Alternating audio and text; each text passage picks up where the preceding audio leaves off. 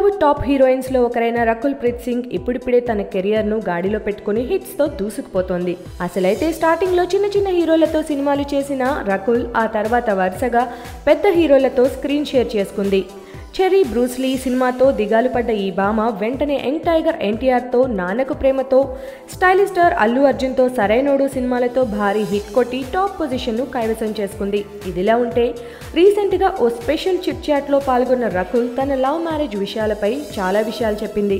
రకుల్ పెద్దలు కుదిర్చిన పెళ్లి అస్సలు చేసుకోదట. అలా అని ఇష్టం వచ్చిన వాడిని ప్రేమించి పెళ్లి చేసుకోదట. మరెలా అంటే ప్రేమించి ఆ ప్రేమకు పెద్దవాళ్లను ఒప్పించి అప్పుడు పెళ్లి చేసుకుంటా అంటోంది.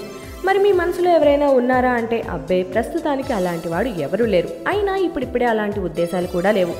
అసలే ఇప్పుడిప్పుడే కెరియర్ స్టార్ట్ చేశా అంటూ చెప్పిందట. మరి ఎప్పుడు చేసుకుంటారు అంటే అప్పుడే పెళ్ళేంటి అంటూ రొటీన్ డైలాగ్ కూడా కొట్టిందట.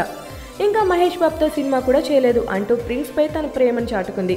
ప్రస్తుతం రామ్ చరణ్ తన్ని ఒరువన్ రీమేక్ ధృవ సినిమా చేస్తున్న రకుల్ ప్రీత్ సింగ్ రీసెంట్ గా సాయిధరం తేజ్ సినిమాలో ఓకే అయింది. అంతేకాకుండా సరైనోడుతో ఆమె నటనకు ఫిదా అయిపోయిన దర్శకుడు బోయపాటి తన నెక్స్ట్ మూవీలో కూడా ఆమెనే ఓకే చేసేశాడు.